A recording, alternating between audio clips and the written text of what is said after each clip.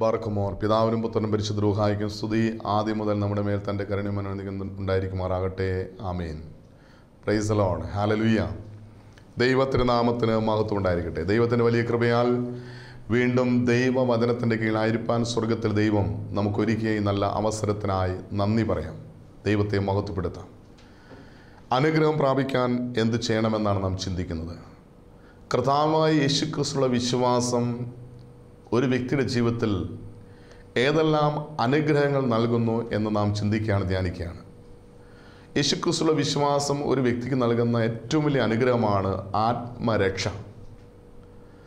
ഒരു വ്യക്തിയുടെ ആത്മാവിൻ്റെ രക്ഷ എന്നുള്ളത് യേശുക്രിസ്തുവിലുള്ള വിശ്വാസത്താൽ ലഭിക്കുന്ന ഒന്നാണ്. അതായത് കർത്താവിൻ്റെ വചനം ഇങ്ങനെ പറയുന്നു, 1 പത്രോസ് 1-ാം അധ്യായം 9-ാം വാക്യം. പരിശുദ്ധനായ പത്രോസിൽ എഴുതിയ ലേഖനം 1-ാം ലേഖനം 1-ാം അധ്യായം അതിൻ്റെ 9-ാമത്തെ വാക്യത്തിൽ കർത്താവിൻ്റെ വചനം ഇങ്ങനെ പറയുന്നു, നിങ്ങളുടെ വിശ്വാസത്തിൻ്റെ അന്ധമായ ആത്മരക്ഷ.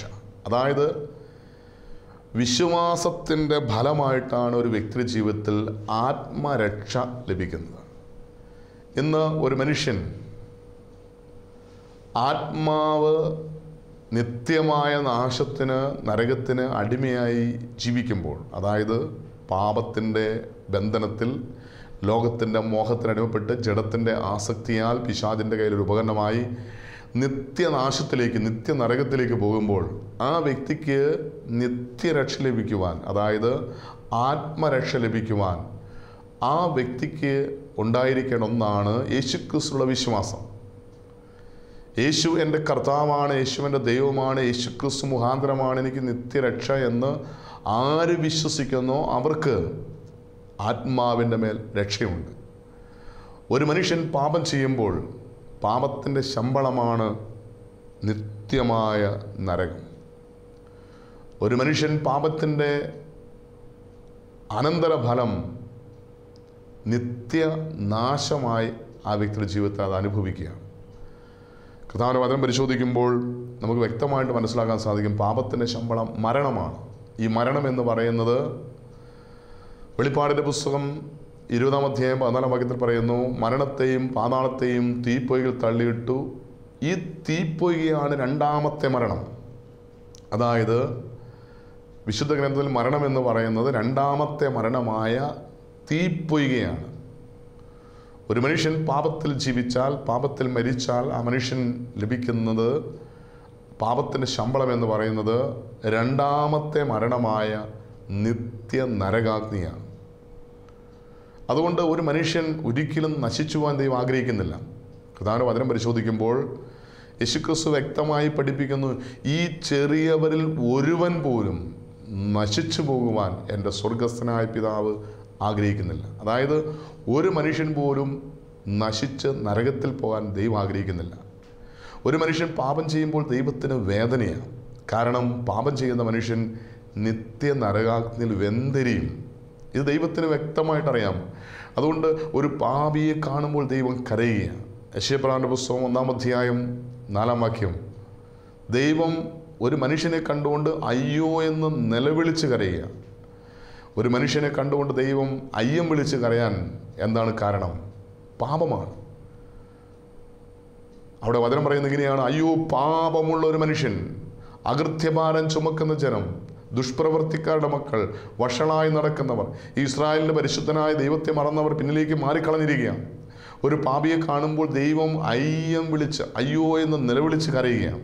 വീണ്ടും ഒരു മനുഷ്യനെ കാണുമ്പോൾ ദൈവം വേദനിക്കാൻ, ദൈവത്തിൻ്റെ ഹൃദയത്തിന് വേദന ഉണ്ടാകാൻ കാരണം ആ മനുഷ്യൻ ചെയ്യുന്ന പാപമാണ്. ഉൽപ്പത്തി പുസ്തകം 6-ാം അധ്യായം 5-ാം വാക്യം കർത്താവിൻ്റെ വചനം ഇങ്ങനെ പറയുന്നു, ഭൂമിയിൽ മനുഷ്യൻ്റെ ദുഷ്ടത വലിയതെന്നും അവൻ്റെ ഹൃദയത്തിലെ നിരൂപണം എപ്പോഴും ദുഷിച്ച ദൈവമായി കർത്താവ് കണ്ടു. മനുഷ്യനെ ഉണ്ടാക്കിയത് കൊണ്ട് ദൈവം അനുതപിച്ചു, അതവൻ്റെ ഹൃദയത്തിന് വേദനയായെന്ന് ദൈവത്തിൻ്റെ വചനം വ്യക്തമായി വെളിപ്പെടുത്തിയ ഒരു മനുഷ്യനെ കണ്ടുകൊണ്ട് ദൈവം അനുതപിക്കുന്ന, മനുഷ്യനെ ഉണ്ടാക്കിയതിൽ ദൈവം അനുതപിക്കാൻ, വേദനിക്കാൻ കാരണം മനുഷ്യൻ്റെ പാപമാണ്. ഒരു മനുഷ്യനെ ഭൂമിയിൽ സൃഷ്ടിക്കുമ്പോൾ ദൈവത്തിന് ഒത്തിരി പ്രതീക്ഷകളുണ്ട്. ഇപ്പോൾ ഒരു കുഞ്ഞിന് ജന്മം നൽകുമ്പോൾ ആ കുഞ്ഞിൻ്റെ മാതാപിതാക്കൾ ആ കുഞ്ഞിനെക്കുറിച്ച് ഒത്തിരി സ്വപ്നങ്ങൾ കാണും. എൻ്റെ ഈ മകൻ, എൻ്റെ ഈ മകൾ എങ്ങനെ വളരണം, ആരായിത്തീരണം, എന്തായിത്തീരണം, ഈ കുഞ്ഞിനെക്കുറിച്ച് അമ്മയുടെ ഉദരത്തിൽ ഗർഭാവസ്ഥയിലായിരിക്കുന്ന സമയം മുതൽ അപ്പനും അമ്മയും ആ കുഞ്ഞിനെക്കുറിച്ച് ഒത്തിരി സ്വപ്നങ്ങൾ, ഒത്തിരി പ്രതീക്ഷകൾ, ഒത്തിരി ഭാവിയെക്കുറിച്ച് ഒത്തിരി, കുഞ്ഞിനെക്കുറിച്ച് ഒത്തിരി സ്വപ്നങ്ങൾ, ദർശനങ്ങൾ ഈ കുഞ്ഞിനെക്കുറിച്ച് മാതാപിതാക്കൾക്കുണ്ടാവും. ഇതുപോലെ തന്നെ ഞാനെന്ന വ്യക്തി ഈ ഭൂമിയിൽ ജനിക്കുന്നതിന് മുമ്പ് എന്നെക്കുറിച്ച് ഒത്തിരി സ്വപ്നങ്ങൾ എൻ്റെ ദൈവത്തിനുണ്ടായിരുന്നു. നീ അമ്മയുടെ ഉദരത്തിൽ ഉരുവാകുന്നതിന് മുമ്പ് അറിഞ്ഞവനായ ദൈവം, ഉദരത്തിൽ സൃഷ്ടിച്ചവനായ ദൈവം, നീ ജനിക്കുന്നതിന് മുമ്പ് നിന്നെ അറിഞ്ഞവനായ ദൈവം നിന്നെക്കുറിച്ച് വ്യക്തമായൊരു പദ്ധതി ഉണ്ടായിരുന്നു. അതായത് ഈ ഭൂമിയിൽ ഒരു പാപവും ചെയ്യാതെ ദൈവത്തിന് വസിക്കാൻ കൊള്ളാവുന്ന ദൈവത്തിൻ്റെ ആലയമായി, ദൈവം വസിക്കുന്ന ദൈവത്തിൻ്റെ മന്ദിരമായി, ദൈവത്തെ ആരാധിച്ച് ദൈവത്തിൻ്റെ കൽപ്പന അനുസരിച്ച് സ്വർഗം ലക്ഷ്യമാക്കി ഒരു വിശുദ്ധ ജീവൻ നയിക്കുന്ന, ഒരു വിശ്വാസ ജീവൻ നയിക്കുന്ന ഒരു ദൈവവൈതനായി വളരണമെന്ന് നമ്മെക്കുറിച്ചെല്ലാം ദൈവത്തിന് വലിയ സ്വപ്നങ്ങളുണ്ടായിരുന്നു.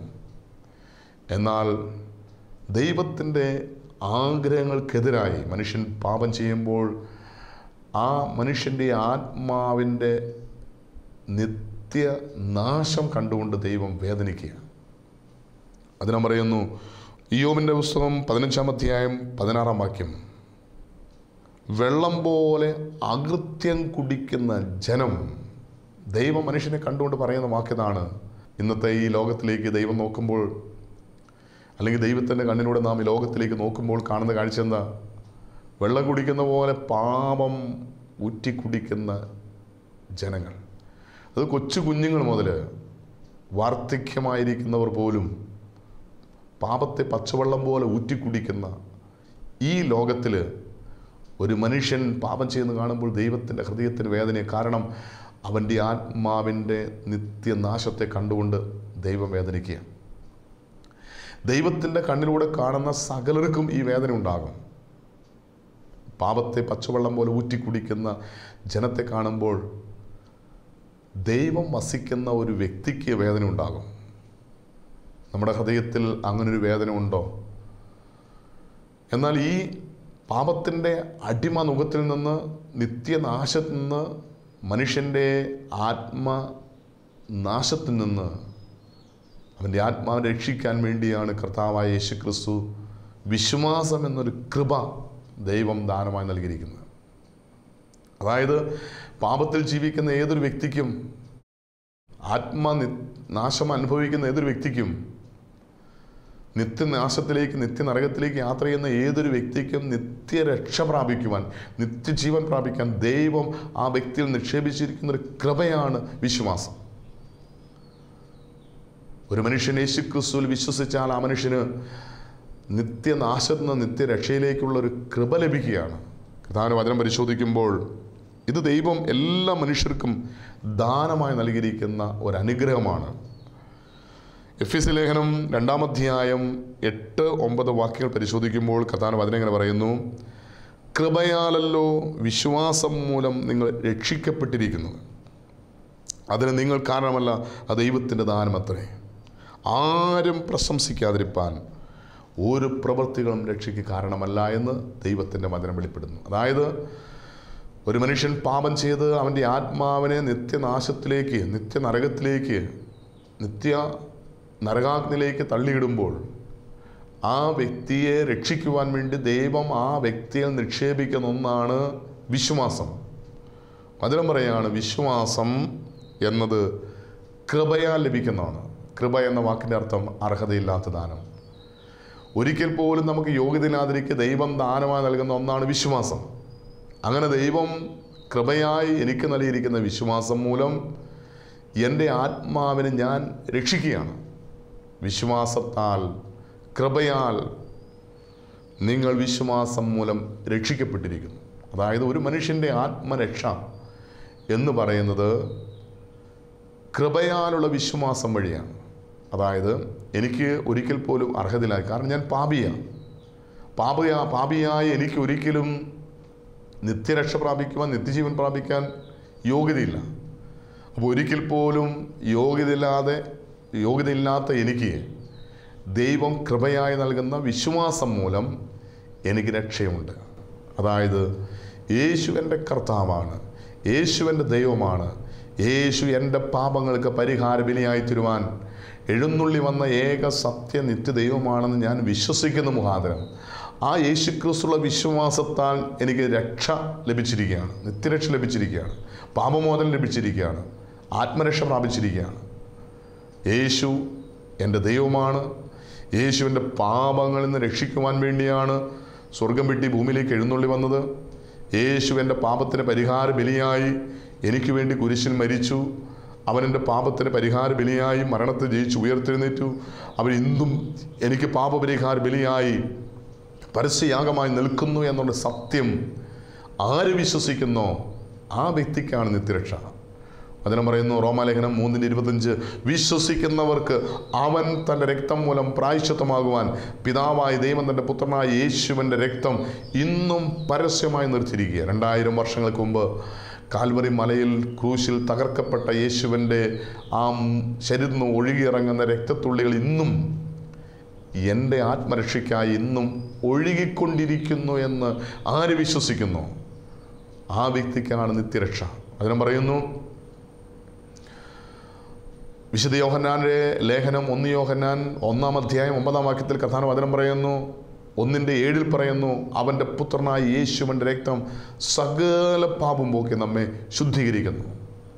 ഒരു മനുഷ്യൻ്റെ പാപം അവനെ നിത്യനാശത്തിലേക്ക്, അവൻ്റെ ആത്മാവിനെ നിത്യനാശത്തിലേക്ക് കൊണ്ടുപോകുന്നുവെങ്കിൽ യേശുവിൻ്റെ രക്തമുഖാന്തരമുള്ള പാപമോചനം ഒരു വ്യക്തിക്ക് നിത്യരക്ഷ നൽകുന്നു എന്ന് ആര് വിശ്വസിക്കുന്നു ആ വ്യക്തിക്ക് നിത്യരക്ഷയുണ്ട് എന്ന് കർത്താവ് വചനം പറയുക. കൃപയാൽ കർത്താവായ യേശുക്രിസ്തുവിലുള്ള വിശ്വാസം മൂലം നാം രക്ഷിക്കപ്പെട്ടിരിക്കുന്നു.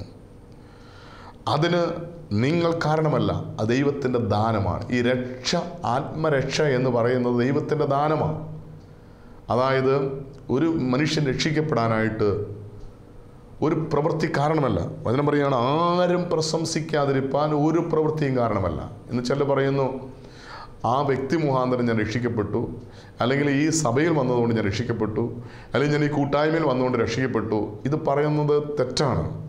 ഒരു മനുഷ്യൻ ഒരു വ്യക്തി മുഖാന്തരമോ ഒരു കൂട്ടായ്മ മുഖാന്തരമോ ഒരു സഭ മുഖാന്തരമോ അല്ല രക്ഷിക്കപ്പെടുന്നത്. വചനം പറയുന്നു, ആരും പ്രശംസിക്കാതിരിപ്പാൻ ഒരു പ്രവൃത്തിയും രക്ഷയ്ക്ക് കാരണമല്ല.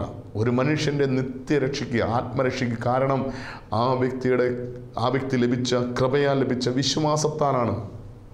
അതായത് യേശു എൻ്റെ കർത്താവാണ്, യേശുവിൻ്റെ ദൈവമാണ്, യേശു എനിക്ക് വേണ്ടി സ്വർഗം വിട്ട് ഈ ഭൂമിയിലേക്ക് എഴുന്നള്ളി വന്നു, യേശു എൻ്റെ പാപത്തിന് പരിഹാര ബലിയായി, യേശു എനിക്ക് വേണ്ടി മരിച്ചു, മരണത്തെ ജയിച്ചു ഉയർത്തെഴുന്നേറ്റ് ഇന്നും ജീവിക്കുന്നു, അവൻ വീണ്ടും വരും.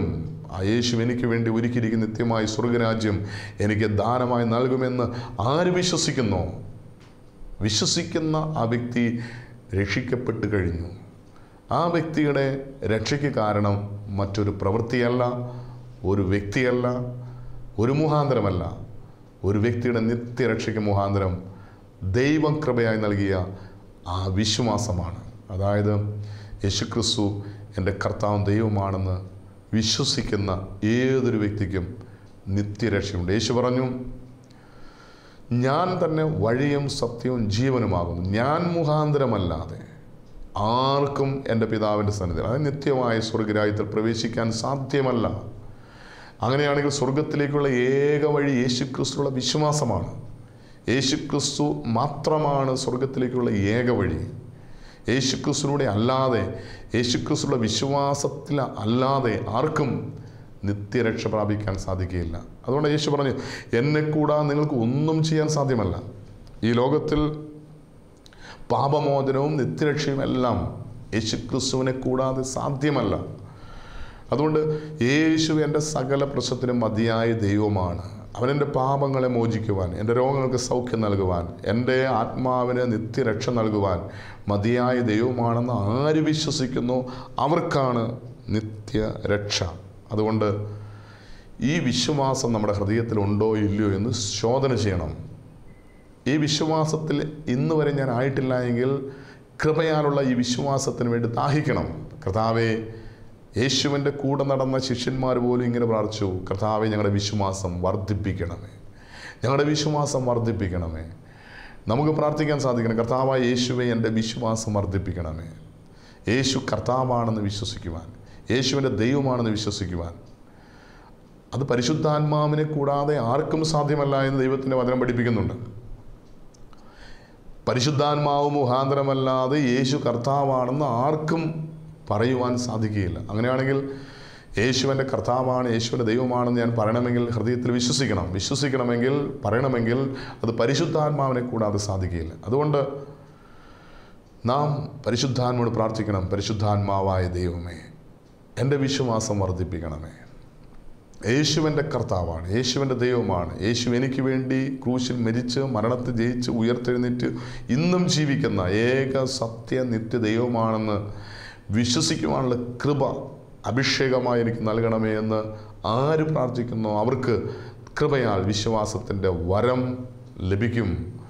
ഈ വിശ്വാസത്തിൻ്റെ കൃപയാലുള്ള ഈ വിശ്വാസം എന്ന വരം ലഭിക്കുന്ന വ്യക്തികൾക്കാണ് യേശുക്രിസ്തുവിലുള്ള നിത്യരക്ഷ, ആത്മരക്ഷ പ്രാപിക്കാൻ സാധിക്കുന്നത്. അതുകൊണ്ട് വചനം പറയുന്നു, കൃപയാലല്ലോ വിശ്വാസം വഴി നിങ്ങൾ രക്ഷിക്കപ്പെട്ടിരിക്കുന്നു. ഇത് ആത്മാവിൻ്റെ രക്ഷ മാത്രമല്ല. ഒരു മനുഷ്യൻ ഏതെല്ലാം മേഖല രക്ഷ ആവശ്യമാണോ ആ മേഖലയെല്ലാം രക്ഷ പ്രാപിക്കുന്നത് യേശുവിൻ്റെ ദൈവമാണെന്നുള്ള വിശ്വാസത്താലാണ്. ഒരു വ്യക്തി ശാരീരികമായ രോഗത്തിൻ്റെ ബന്ധനത്തിലാണ്, ആ മാനസികമായ രോഗത്തിൻ്റെ ബന്ധനത്തിലാണ്. ഈ മാനസികമായ ശാരീരികമായ എല്ലാ രോഗബന്ധനങ്ങളിൽ നിന്നും നമുക്ക് രക്ഷ ലഭിക്കുന്നത് യേശുക്രിസ്തുവിലുള്ള വിശ്വാസം മാത്രം. നമുക്കറിയാം, കർത്താവായ യേശുക്രിസ്തുവിൻ്റെ അരികിൽ വന്ന എല്ലാ വ്യക്തികളോടും യേശു ചോദിച്ച ഒരൊറ്റ ചോദ്യം ഇതാണ്: നീ വിശ്വസിക്കുന്നോ? വിശ്വസിച്ചാൽ നീ ദൈവത്തിൻ്റെ മഹത്വം ദർശിക്കും. യേശുവിൻ്റെ അരികിൽ വന്ന് സൗഖ്യം പ്രാപിച്ച എല്ലാ വ്യക്തികളോടും യേശു പറഞ്ഞൊരു കാര്യമുണ്ട്: മകളെ, നിൻ്റെ വിശ്വാസം നിന്നെ രക്ഷിച്ചിരിക്കുന്നു. അവിടെ പറയുന്നത് ഞാൻ നിന്നെ രക്ഷിച്ചിരിക്കുന്നതല്ല, യേശു നിനക്ക് സൗഖ്യം നൽകി നിന്നെ രക്ഷിച്ചിരിക്കുന്നതല്ല. യേശു പറയുന്നത് നിൻ്റെ വിശ്വാസം നിന്നെ രക്ഷിച്ചിരിക്കുന്നു. വിശ്വസിക്കുന്നവരോട് കൂടെ ഈ അടയാളങ്ങൾ സംഭവിക്കും. അവർ എൻ്റെ നാമത്തിൽ രോഗികൾക്ക് സൗഖ്യം നൽകും. യേശുവിൻ്റെ പിന്നാലെ നടന്നു ചെന്ന അന്ധനായ ബർത്തിമായി, യേശു എവിടെയാണെന്ന് അവന് അറിയില്ല, യേശു ആരാണെന്ന് അവൻ അറിയില്ല, യേശുവിൻ്റെ ഇതുവരെ അവൻ കണ്ടിട്ടില്ല. പക്ഷേ യേശുവാണ് പോകുന്നത് എന്ന് അറിഞ്ഞ ഉടനെ അവൻ വിശ്വാസത്തിൻ്റെ തികവിൽ നിന്ന് ഉറക്കെ യേശുവിനെ വിളിച്ചു: ദാവീദുപുത്രാ യേശുവേ, എന്നോട് കരുണ തോന്നണം. അവൻ്റെ നിലവിളിയുടെ മുന്നിൽ യേശു നിന്നു. കാരണം അവൻ്റെ നിലവിളി വിശ്വാസത്തിൻ്റെ തികവിൽ നിന്നുള്ളൊരു നിലവിളിയായിരുന്നു. യേശു നിന്നിട്ട് ചോദിക്കുന്ന ചോദ്യമാണ്: മകനെ, ഞാൻ നിനക്ക് എന്ത് ചെയ്തു തരണമെന്നാണ് നീ ആഗ്രഹിക്കുന്നത്? അവിടെ ഈ അന്ധനായ ഭൃത്യമായി പറയുന്നൊരു വാക്കുണ്ട്: കർത്താവ്, എനിക്ക് കാഴ്ച വേണം. അവൻ ചോദിക്കുന്നത് കാഴ്ചയാണ്. എന്നാൽ യേശു തിരിച്ചു പറയുന്ന മറുപടി നിനക്ക് കാഴ്ച ഉണ്ടാകട്ടെ എന്നല്ല. യേശു പറയുന്ന മറുപടി ഇതാണ്: നിൻ്റെ വിശ്വാസം പോലെ നിനക്ക് സംഭവിക്കട്ടെ. അതായത് ഒരു മനുഷ്യൻ്റെ ഹൃദയത്തിൽ എന്താണോ അവൻ വിശ്വസിക്കുന്നത് അതുപോലെ സംഭവിക്കട്ടെ എന്നാണ് യേശു പറയുന്നത്. അതായത് ഒരു മനുഷ്യൻ്റെ ശാരീരികമായ രോഗത്തിൽ നിന്ന്, ശാരീരികമായ പ്രശ്നങ്ങളിൽ നിന്ന് അവന് രക്ഷ നൽകുന്നത് യേശുക്രിസ്തുവിനുള്ള അവൻ്റെ വിശ്വാസമാണെന്ന് ഇവിടെ പഠിപ്പിക്കുക. വീണ്ടും യേശുവിൻ്റെ അരികിൽ വന്ന അനേകം മാനസിക രോഗികളിൽ നിന്ന് യേശു ഭൂതങ്ങളെ പുറത്താക്കി. വചനം പറയുന്നു, വിശ്വസിക്കുന്നവരോട് കൂടെ ഈ അടയാളങ്ങൾ സംഭവിക്കും, അവർ എൻ്റെ നാമത്തിൽ ഭൂതങ്ങളെ പുറത്താക്കും. അപ്പോൾ വിശ്വാസത്തോടെ ഏതെങ്കിലും മാനസിക രോഗികളെ യേശുവിൻ്റെ അരികിൽ കൊണ്ടുവന്നിട്ടുണ്ടോ? അവരിന്ന് യേശു ഭൂതങ്ങളെ പുറത്താക്കി അവർക്ക് രോഗസൗഖ്യം നൽകി. ഗദരദേശത്തെ ഭൂതഗ്രസ്തൻ 6000-ഓളം ദുരാത്മാവ് അധിവസിച്ച ഒരു വ്യക്തിയിൽ നിന്ന് യേശു അവനുള്ള ഭൂതത്തെ പുറത്താക്കിയപ്പോൾ മാനസികമായി അനുഭവിച്ചിരുന്ന എല്ലാ രോഗബന്ധനങ്ങളിൽ നിന്നും അവൻ സൗഖ്യം പ്രാപിച്ചു, അവന് സുബോധം പ്രാപിച്ചു, അവൻ വസ്ത്രം ധരിച്ചു. യേശുവിൻ്റെ പിന്നാലെ പോകാൻ അവൻ അനുവാദം ചോദിച്ചു. അതായത് അവൻ മാനസികമായി ആരാലും ബന്ധിക്കാൻ കഴിയാതെ അവൻ ചങ്ങല വലിച്ചു പൊട്ടിച്ച് ഇരുമ്പിൻ്റെ വിലങ്ങ് ഉരുമി ഒടിച്ച് അവൻ കല്ലുകൊണ്ട് സ്വയം ചതച്ച് കല്ലറയിൽ കിടന്നുറങ്ങുന്ന, മലകളിലും കല്ലറയിലും ഉറക്കെ നിലവിളിക്കുന്ന, ഇവനെ നാടൻ ഭാഷയിൽ ഒരു ഭ്രാന്തൻ എന്ന് ജനങ്ങൾ വിളിക്കുന്ന ഈ മനുഷ്യൻ, അവനുള്ള ദുരാത്മാക്കളെ, അവനുള്ള ദുർഭൂതത്തെ യേശു പുറത്താക്കിയപ്പോൾ അവന് പൈശാചിക ബന്ധം നിന്ന് വിടുതൽ പ്രാപിച്ചു. ഉടനെ അവന് മാനസിക രോഗത്തിൽ നിന്ന് സൗഖ്യം പ്രാപിച്ചു. അപ്പോൾ നാം തിരിച്ചറിയുന്നത് യേശു ക്രിസ്തുവിലുള്ള വിശ്വാസത്താൽ ആത്മരക്ഷ മാത്രമല്ല, ശരീരത്തിനും രക്ഷയുണ്ട്. ആത്മാവിന് മാത്രമല്ല, മനസ്സിനും ശരീരത്തിനും രക്ഷയുണ്ട് എന്ന് ഇവിടെ കഥാനുവാചനം നമ്മളെ വ്യക്തമായി പഠിപ്പിക്കുകയാണ്. അതുകൊണ്ട് നമ്മുടെ വ്യക്തിപരമായ ജീവിതത്തിൽ യേശുക്രിസ്തു മുഖാന്തരം നമുക്ക് ആത്മരക്ഷയുണ്ട്. യേശുക്രിസ്തുവിൽ വിശ്വസിക്കുന്ന ഒരു വ്യക്തിക്ക് ശാരീരികമായ മാനസികമായ രോഗബന്ധനങ്ങളിൽ നിന്ന്, സകല പ്രതിസന്ധികളിൽ നിന്നും വിടുതലുണ്ട് എന്നൊരു സത്യം ദൈവത്തിൻ്റെ പരിശുദ്ധാത്മാവ് ഇപ്പോൾ നമുക്ക് വെളിപ്പെടുത്തിയിരിക്കുക. അതുകൊണ്ട് നമ്മുടെ പ്രശ്നം എത്ര വലുതായിക്കൊള്ളട്ടെ, ഇനി ആർക്കും എൻ്റെ ഈ പ്രശ്നത്തിന് പരിഹാരം നൽകാൻ സാധ്യമല്ല എന്നാരെങ്കിലും ചിന്തിക്കുന്നുണ്ടെങ്കിൽ, അത് ശാരീരികമായ രോഗങ്ങളായിക്കൊള്ളട്ടെ, സാമ്പത്തികമായ പ്രശ്നങ്ങളായിക്കൊള്ളട്ടെ, അനേക നാളുകളായി പ്രാർത്ഥിച്ചിട്ടും ഉത്തരം കിട്ടാത്ത ഏതെങ്കിലും വിഷയങ്ങളായിക്കൊള്ളട്ടെ, ഇനി ഈ പ്രശ്നത്തിൻ്റെ മേൽ ആർക്കും എനിക്ക് പരിഹാരം നൽകാൻ സാധിക്കുകയില്ലെന്ന് ആരെങ്കിലും ചിന്തിക്കുന്നുണ്ടെങ്കിൽ, ഇവിടെ യേശു ചോദിക്കുന്നൊരു ചോദ്യമാണ്, നീ വിശ്വസിക്കുന്നോ? നീ വിശ്വസിച്ചാൽ ദൈവത്തിൻ്റെ മഹത്വം ദർശിക്കും. നിൻ്റെ വിശ്വാസം പോലെ നിനക്ക് സംഭവിക്കട്ടെ. ഒരു മനുഷ്യൻ്റെ വിശ്വാസമാണ് ആ വ്യക്തിയുടെ രക്ഷയ്ക്ക് മുഖാന്തരമെന്ന് കർത്താവിൻ്റെ വചനം വ്യക്തമായി വെളിപ്പെടുത്തുമ്പോൾ, ഈ വിശ്വാസത്താൽ യേശുക്രിസ്തു എൻ്റെ ദൈവമാണ്, യേശുക്രിസ്തു മുഖാന്തരം എനിക്ക് രക്ഷയുണ്ട് എന്ന് ആര് വിശ്വസിക്കുന്നോ, ആ വിശ്വാസത്തിലൂടെ രക്ഷയുണ്ടെന്ന് വിശ്വസിക്കുവാനും ആത്മരക്ഷ പ്രാപിക്കുവാനും നമുക്ക് നമ്മെ തന്നെ ദൈവവരങ്ങൾ സമർപ്പിക്കാം, കണ്ണടയ്ക്കാം, പ്രാർത്ഥിക്കാം. ഞങ്ങൾ അത്യധികമായി സ്നേഹിക്കുന്ന ഞങ്ങളുടെ സ്വർഗീയ പിതാവ് നല്ല ദൈവമേ, ഞങ്ങൾ കേൾപ്പിച്ച വചനത്തിനായി ഞങ്ങൾ നിന്നെ സ്തുതിക്കുന്നു, സ്തോത്രം ചെയ്യുന്നു. പിതാവിടുത്തെ പുത്രനായി യേശുവിൻ്റെ നാമത്തിൽ, യേശുവിൻ്റെ തിരുമുറിവിലേക്ക് ഞങ്ങൾ സമ്പൂർണ്ണമായി സമർപ്പിക്കുകയാണ്. കർത്താവേ, അവിടുത്തെ ശിഷ്യന്മാർ പ്രാർത്ഥിച്ച പോലെ ഞങ്ങളും പ്രാർത്ഥിക്കുകയാണ്. ഞങ്ങളുടെ വിശ്വാസം വർദ്ധിപ്പിക്കണമേ.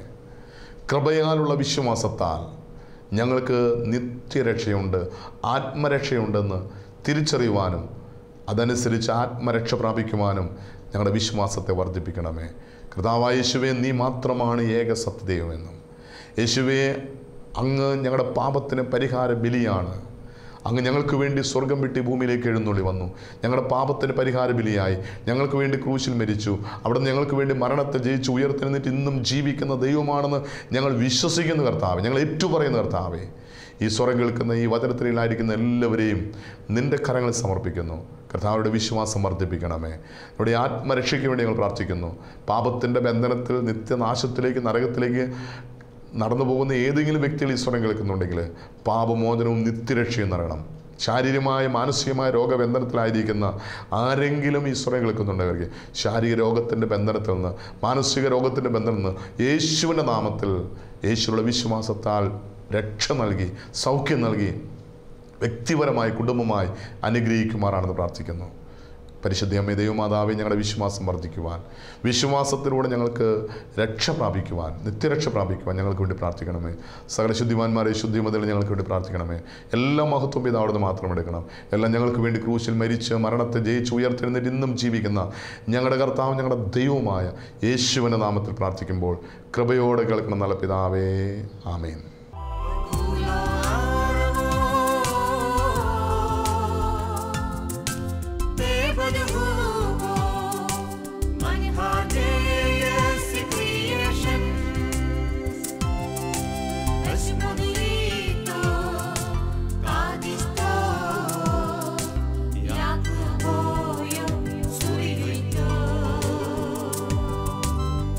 Maria.